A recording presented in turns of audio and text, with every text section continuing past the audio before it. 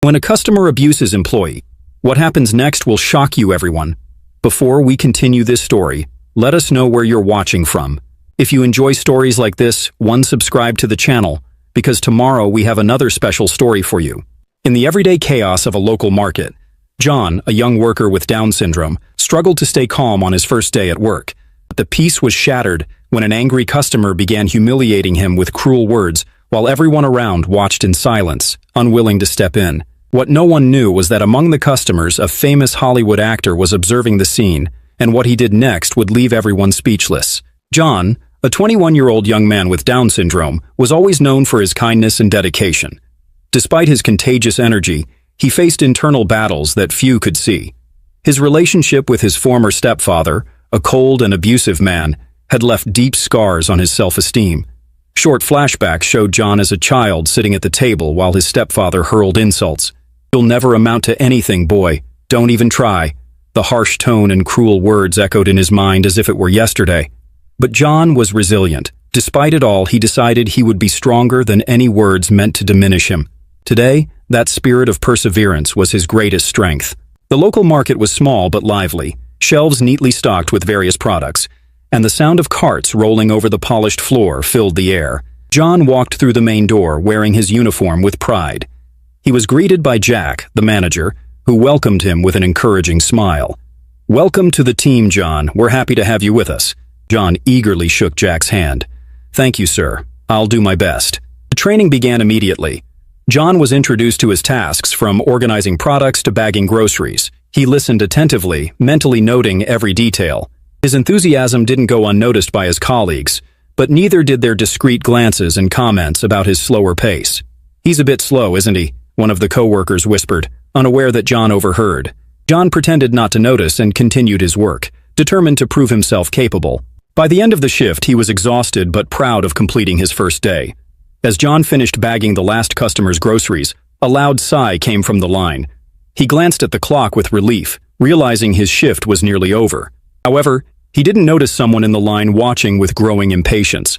This person's eyes narrowed as John continued, oblivious to the tension beginning to rise. The sound of the market's automatic doors sliding open announced the arrival of Karen, a 45-year-old woman with a rigid posture and an air of evident superiority. Her heels echoed across the tiled floor as she walked briskly down the main aisle. Karen wore a stern expression, her face already radiating disapproval before even assessing the situation. She stopped abruptly upon seeing the checkout lines, letting out an exaggerated sigh of irritation. "These stores never know how to organize things," she muttered loudly enough for the other customers to hear. Grabbing a cart, she pushed it forward with urgency, maneuvering through the aisles as though she were in a race. Karen hurriedly selected products, tossing them into the cart without care. Any minor obstacle, like a child in her path or another customer comparing prices, was met with impatient glares and audible scoffs. After filling her cart, Karen headed to the checkout. The line wasn't long, but to someone with so little patience, it felt endless. She joined John's line, watching him from a distance as he carefully bagged a previous customer's items. John's methodical movements caught Karen's attention. "Is this for real?" she muttered, rolling her eyes. "How can someone this slow be working here?" When it was finally her turn, Karen slammed her items onto the counter, shoving them forward as if to physically express her frustration. John greeted her with a polite smile and a timid, "Good morning, ma'am." She responded with a cold glare and a sarcastic tone, "I hope it is good because I don't have all day." John began scanning Karen's items carefully, double-checking the codes and bagging them meticulously. However, her piercing stare seemed to burn into him. Every small movement he made was met with an audible sigh or the impatient tapping of her fingers on the counter. "Is this going to take long?" Karen asked, leaning forward. "Because honestly, it feels like I'm watching this in slow motion." John's face turned visibly red, and his hands began to tremble slightly. He tried to move faster, but his nervousness only worsened his coordination. A package slipped from his hand and fell to the floor, prompting him to quickly crouch down to retrieve it. "Oh my God, he can't even hold a bag," Karen said loudly, glancing around as if seeking validation from the other customers. John kept trying to do his job, but his breathing grew heavier and it was clear he was on the verge of tears. Karen crossed her arms, leaning even closer to the counter. "Someone needs to do something about this," she said now, raising her voice. "This is ridiculous. I don't have all day to deal with incompetence." A murmur began to rise among the other customers as the tension in the line grew with each passing second. Karen was about to take another step closer to the counter when something unexpected began to shift the atmosphere of the market. Karen, now visibly enraged, stepped forward and pointed directly at John, her voice dripping with disdain. "This is unacceptable. You shouldn't be working here if you can't handle something as simple as bagging groceries. Who hired you?" Because clearly, it was out of pity. John's eyes widened at the force of her words. He tried to maintain his composure, but the trembling in his hands grew worse. Meanwhile, Karen turned to the other customers in line, seeking allies for her verbal assault. "Do you all see this?" she said. "We're all being held up because of him." She gestured dramatically, as if putting on a performance. "This is a fast lane, and he is anything—" The cruel words cut through John like blades. He lowered his gaze to the counter, trying to focus on the groceries, but another bag slipped from his hands and fell to the floor. The sound of the bag hitting the tiles seemed to amplify his humiliation. "Look at that!" Karen exclaimed, laughing with sarcasm. "He can't even hold a bag. This is pathetic." John swallowed hard, his breathing uneven as he tried to pull himself together.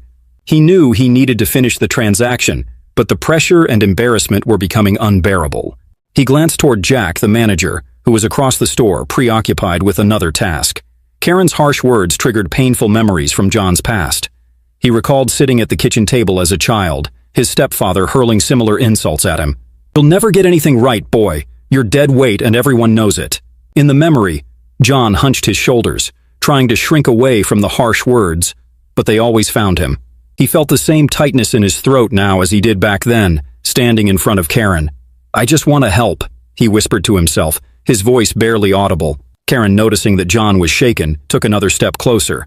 She pointed her finger at him as if reprimanding a child. "Someone needs to teach you how to do a real job. You're holding everyone up." Her voice was loud enough to echo through the store, drawing the attention of customers in other aisles. Some customers in line began murmuring among themselves. A few seemed to silently agree, while others looked visibly uncomfortable. Several pulled out their phones, recording the unfolding scene. John tried to open his mouth to respond, but the words wouldn't come out. Tears welled up in his eyes, but he fought to keep them from falling. At that moment, the sound of firm footsteps approaching the line drew everyone's attention. Karen's gaze, still fixed on John, was interrupted by someone who had finally decided to step in. The market seemed to plunge into an uncomfortable silence. The usual chatter of cashiers, the hum of shopping carts gliding over the tiled floor, and the buzz of customers were all muffled by the tense atmosphere that hung heavily in the air. All eyes were now on the checkout line, where Karen gestured angrily, her sharp voice resonating throughout the space. "This is an insult to my time!" she exclaimed, throwing her arms in the air. "I can't believe I have to deal with this." The other customers in line kept their eyes glued to their phones or the ground, visibly uneasy but unwilling to intervene. An older woman at the back of the line leaned toward her husband and whispered, "Isn't someone going to do something? That poor boy looks so lost." The husband shrugged hesitantly. I don't know. We don't want to cause trouble, do we?" Karen, on the other hand, seemed completely unaware of the discomfort she was causing. She was consumed by her own indignation, her voice growing louder as John's patience visibly wore thin. The once inviting market now felt oppressive to John. He glanced around, noticing the mixture of judgmental, pitying, and indifferent gazes surrounding him. The fluorescent light above his head made his vision feel blurry, as if it was intensifying his vulnerability. Karen continued her tirade, making a deliberate effort to emphasize every word for the benefit of the other customers in line. "This is what we're paying for? This kind of service? He's way too slow. This is unacceptable." The tension in the line felt almost tangible, a physical weight pressing down on everyone. Some customers tried to ignore it, while others nervously glanced between Karen and John, silently hoping someone would step in. John, still trying to finish bagging the groceries, finally summoned the courage to speak. His voice came out trembling, almost inaudible but filled with sincerity. I'm sorry, ma'am. I'm trying my best." Karen turned sharply toward him, leaning over the counter with a look of pure disdain. "Trying? That's not enough. Not for a job like this. People here have schedules to keep, and you're wasting everyone's time." John lowered his gaze, feeling incapable of responding. His already trembling hands let another bag fall to the floor. The sound echoed through the market, each noise amplifying his humiliation. Karen let out a short, cruel laugh. "Oh my God, he can't even hold a bag! This is pathetic!" Some customers began exchanging subtle glances, visibly uncomfortable. A younger man in the middle of the line hesitated before pulling out his phone to record the scene. He turned to the woman next to him and whispered, "This is awful, but who's going to stop her?" The woman shrugged nervously, her expression uneasy. "She's so aggressive. I don't want to get involved." Meanwhile, an older woman at the back of the line seemed to be gathering courage. She adjusted her purse on her shoulder and took a step forward but hesitated, looking at John with sympathy. The decision to act felt like a heavy burden she wasn't sure she could carry. Karen, realizing no one was contradicting her, took it as encouragement to continue. She turned back to John and, in an even louder tone, declared, "If you can't do this job, then go do something else. Someone needs to tell you that." John, visibly shaken, focused intently on his task. He took deep breaths, but the air felt thin. His sweaty hands struggled to hold the bags, and his eyes stayed fixed on the counter, avoiding Karen's penetrating gaze. Across the store, Jack, the manager, finally began noticing something was wrong. He glanced toward John's checkout line but was too far away to hear clearly. Frowning, he started walking toward the commotion but was stopped by another customer asking for assistance. Meanwhile, Karen continued her rant. She crossed her arms and turned to the other customers in line, seeking validation. "Do you all see this? We're all being delayed because of him. It's absurd that someone like this is working in a fast lane." The murmur in the line grew louder, but still no one had the courage to confront her. Each second dragged on endlessly, and the discomfort was almost unbearable. To the side of the aisle, partially hidden by the shelves of goods, a man stood watching the scene. His posture was calm, but his expression was difficult to read. Dressed simply, he blended in with the crowd, but his eyes were locked on the unfolding situation. He crossed his arms, tilting his head slightly as if analyzing every detail. His expression wasn't one of surprise, but rather calm contemplation, as if he'd seen something similar before. John, still focused on his work, didn't notice the man's presence but felt a subtle shift in the air around him. It was as if the crushing weight of the situation was about to be balanced, though he didn't know how. Karen, however, remained oblivious to everything around her. Her attention was entirely on John and her growing outrage. The tension in the market seemed to reach a breaking point. The murmurs in the line grew louder, and the customer's frustration was palpable. Yet still, no one acted. The man, still standing quietly, took a step forward, becoming more visible to the customers in line. His gaze was fixed on Karen, and he seemed to be waiting for the right moment to act. The energy in the air shifted, and some customers began to notice his presence, sensing that something significant was about to happen. John, unaware, briefly lifted his eyes and met the man's gaze. It was a look that carried both calm and determination, offering John a brief moment of solace, even though he didn't understand why. Karen was about to speak again, her voice already rising in pitch, when the man took another step forward. The entire market seemed to hold its breath. Something was about to change. The tension in the market had reached its peak. Karen, gesturing furiously, continued raising her voice, each word dripping with impatience and disdain. John, with trembling hands, struggled to stay focused, but his body felt frozen under the crushing weight of the moment. Silent stares from the customers in line only amplified his sense of isolation and vulnerability. Then, a calm yet firm voice broke through the suffocating atmosphere. "That's enough." The words echoed through the market, carrying both authority and serenity. Everyone turned, searching for the source of the unexpected interruption. Karen froze for a moment, startled by being confronted. From across the aisle, a tall man with a confident posture walked toward the scene. He didn't rush, but each step he took carried a weight that drew everyone's attention. The customers in line, previously motionless, began whispering among themselves. "Who is that?" a woman asked, squinting to get a better look. "Wait, is that him?" a younger man said, already pulling out his phone to record. Clint Eastwood stepped into everyone's view, dressed in a simple shirt and casual pants. He could have gone unnoticed anywhere else, but in that moment, his presence was unmistakable. Karen, still trying to maintain her composure, turned to him with an expression of irritation mixed with confusion. "And you think you can just show up here and tell me how to act?" Her voice carried sarcasm, but there was a hint of nervousness in her tone. Clint stopped a few steps away, his eyes steady, though his demeanor remained calm. "I'm not telling you how to act," he replied, his voice calm yet commanding. "I'm saying that what you're doing right now is wrong." Karen blinked, clearly caught off guard. "Wrong? You don't even know what's going on here. I'm just stating the facts. This boy is holding everyone up." Clint allowed a small smile, though the intensity in his eyes never wavered. "The facts? The fact is, he's doing his job and you've chosen to humiliate him for it. There's a big difference between stating facts and using them as a weapon. Murmurs among the surrounding customers grew louder, but this time the attention was on Karen, not John. John, still frozen behind the counter, looked at Clint with wide, uncertain eyes. He couldn't understand why this man was stepping in, but he felt a wave of relief, as if someone had finally heard his unspoken plea for help. Clint took a step closer to John, his expression softening. "What's your name?" he asked, his tone both calm and encouraging. "John," the young man stammered, his voice trembling. Clint nodded.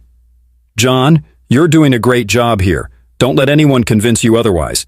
He gently placed a reassuring hand on John's shoulder, as if transferring some of his confidence to him.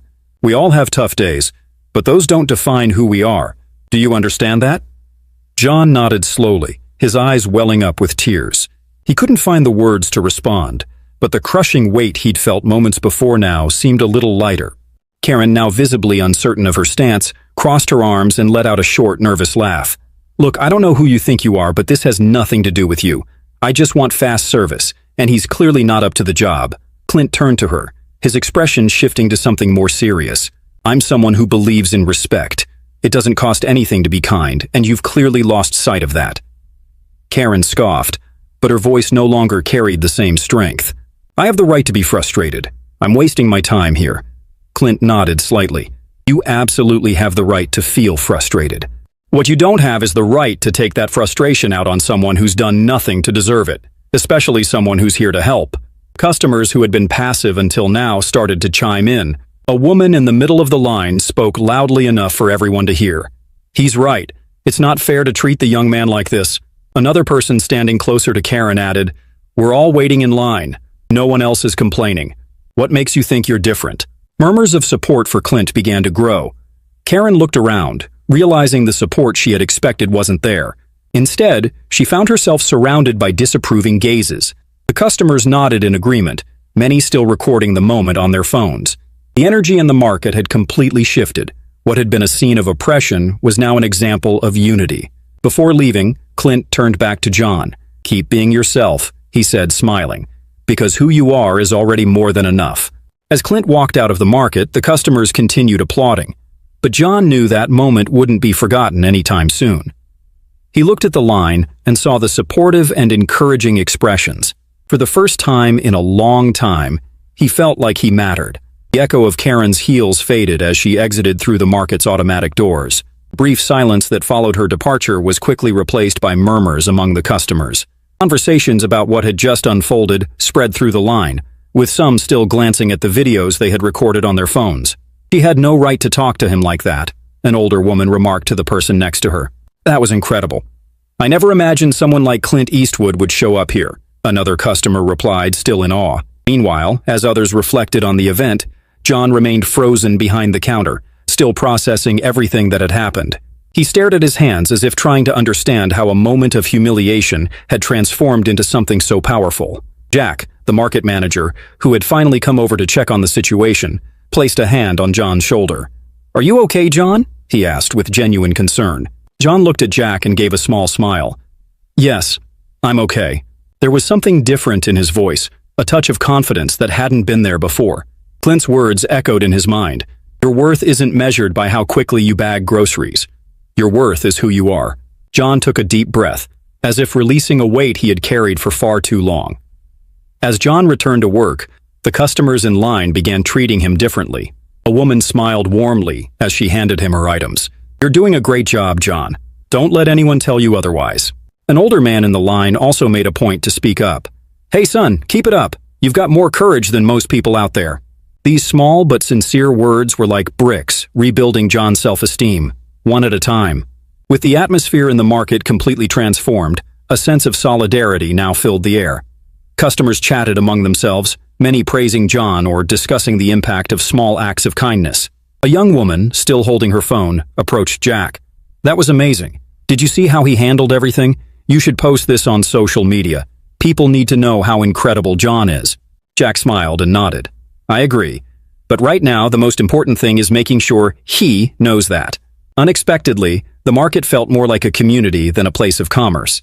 Those who had been merely waiting minutes earlier were now conversing like old friends. When his shift finally ended, John walked to the locker room with slow steps. He sat on a wooden bench, staring at his uniform, reflecting on everything that had happened that day. For so long, he had believed he was invisible, that people only saw his mistakes or his differences. But today felt different. Clint's words had ignited a flame within him, something he barely knew existed: pride in himself. He remembered his mother's words that morning, telling him how important he was to their family. Now he was beginning to believe it. Outside the market, Clint Eastwood walked calmly toward a parked car. He wasn't seeking recognition or applause. For him, this was just another day of doing what he believed was right. Before getting into the car, he glanced back at the market one last time and smiled. He knew that moment wasn't about him, but about John, and the way a single act of empathy could change the course of a day, perhaps even a life. The next day, the event's impact began spreading. Video of Clint defending John went viral, shared by millions across the globe. Hashtags like "Respect for John" and "Andy's kindness matters" trended, drawing attention to the importance of treating everyone with dignity. Those who had been present in the market that day shared their experiences, inspiring others to reflect on how small actions could have a big impact. John, who had once been afraid of being noticed, was now seen as a symbol of resilience and strength. The narrator closes the story with a reflection on the power of choice. Every day gives us the opportunity to be kind, to lift others up instead of tearing them down. No matter how small the action seems, it can have a profound impact. In the end, we are all responsible for creating a world where respect and empathy are the norm, not the exception. Next morning, as John walked to the market, something felt different. He no longer carried the weight of cruel words that had once haunted him. Instead, he carried the words of encouragement and support he had received the day before. When he entered the market, customers in the checkout line greeted him with warm smiles and words of encouragement. He smiled back, feeling like he belonged. In that moment, he knew he would never feel alone again.